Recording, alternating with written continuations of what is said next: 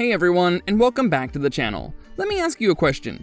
When you think of the scariest villains in horror, who comes to mind? You might think of Michael Myers, or Freddy Krueger, or maybe even Annabelle. But what if the most unsettling, most heartbreaking scary villain of all time was a 2-year-old boy? In this video, we're going to talk about how an innocent boy was twisted into a freak. Let's begin. I brought you something, Mommy. Character design and visual evolution. Gage Creed from Pet Sematary is easily one of the most messed up and tragic villains in all of horror. What makes him so terrifying is how he became one. Before it all went wrong, Gage was the heart of his family, just a happy, giggling little child who lit up every room he was in. One day he runs into the road after a kite and gets hit by a truck. His dad Louis is just shattered by grief, so he does the one thing he knows he shouldn't.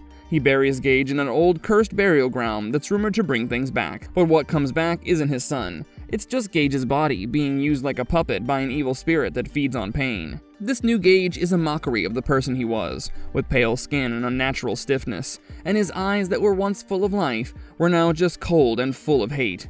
But don't mistake him for a mindless zombie. He gets his hands on a scalpel and starts using it, all while taunting his victims with their deepest, darkest secrets before he attacks. The horror brought about by Gage is a lesson that you don't mess with death. It proves a famous line from the story that sometimes dead is better. When he was normal, he ran around in a bright pair of yellow overalls, a little blue t-shirt, and matching blue shoes. With blonde hair, he was just a playful little boy full of life, but the version of Gage that crawls out of the ground is completely different.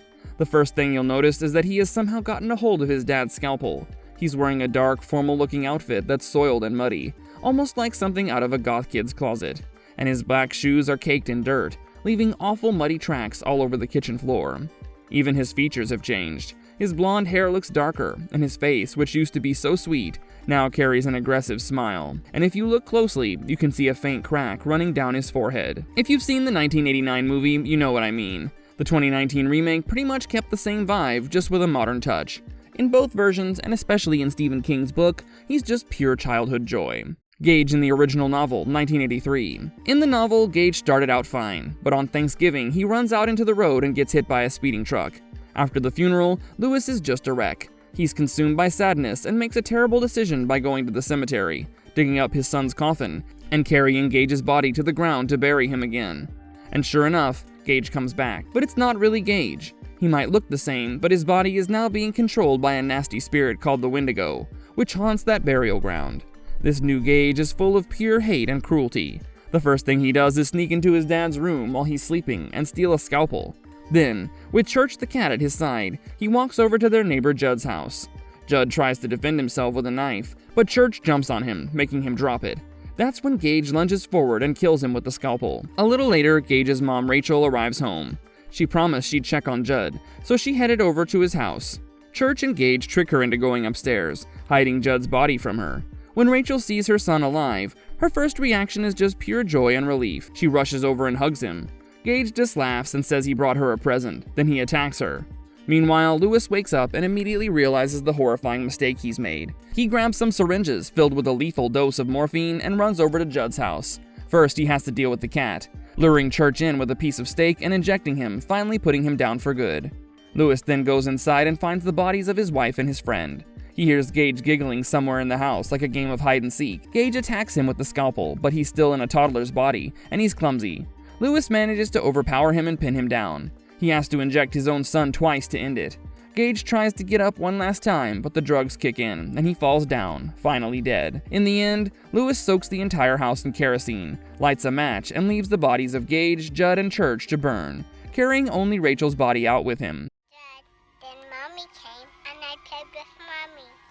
We played. Gage in the film adaptations, 1989 and 2019. In the movies, there are some different moments. Take the scene at Judd's house. When Gage and the cat get inside, Judd hears them and grabs a knife. But Gage turns the whole thing into a twisted game of hide and seek, hiding under the bed.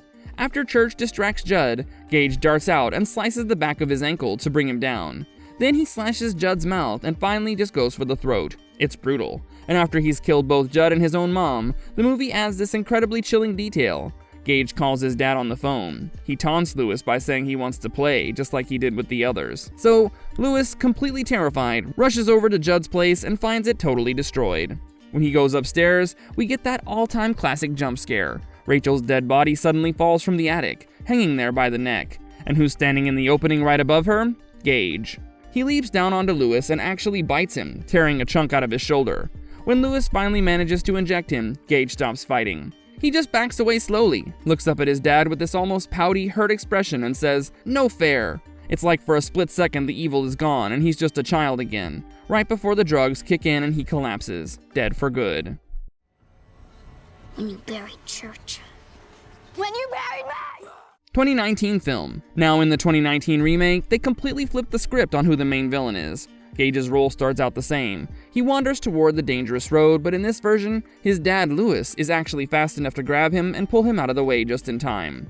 The tragic twist is that in saving Gage, he can't save his daughter. It's his older sister Ellie who gets hit by the truck and dies instead, so she becomes the one who's brought back. This leads to a totally different ending for Gage. At the climax of the movie, he's locked inside the family car, which is the only safe place. Behind the scenes and fun facts. The story of Pet Sematary actually came from Stephen King's own life. When he was writing it, he and his family were living on a busy street where sadly, a lot of local pets got hit by trucks. The neighborhood kids even made their own little pet cemetery to bury them in. Stephen King's daughter's cat, named Smucky, was one of the animals buried there. But what really inspired the story was the moment when King had to race out and save his own young son Owen from a passing truck. Thankfully, he got to him in time. That real-life scare is where the idea of Gage came from. But in the book, that situation has a much darker ending. In fact, the story of Gage's death disturbed Stephen King so much that he almost didn't publish the book at all. He put the manuscript in a drawer, thinking he'd gone way too far this time. The only reason he eventually submitted it was because he owed his publisher one last book to finish his contract. His wife, Tabitha, and his friend, fellow author Peter Straub, were the ones who convinced him to finally send it in. Also, Stephen King appears as the minister at Gage's funeral in the 1989 film, reinforcing his personal connection to the story. Gage Creed has become a pop culture figure, referenced in shows like The Simpsons and bands like Pet Sematary by the Ramones, written specifically for the 1989 film.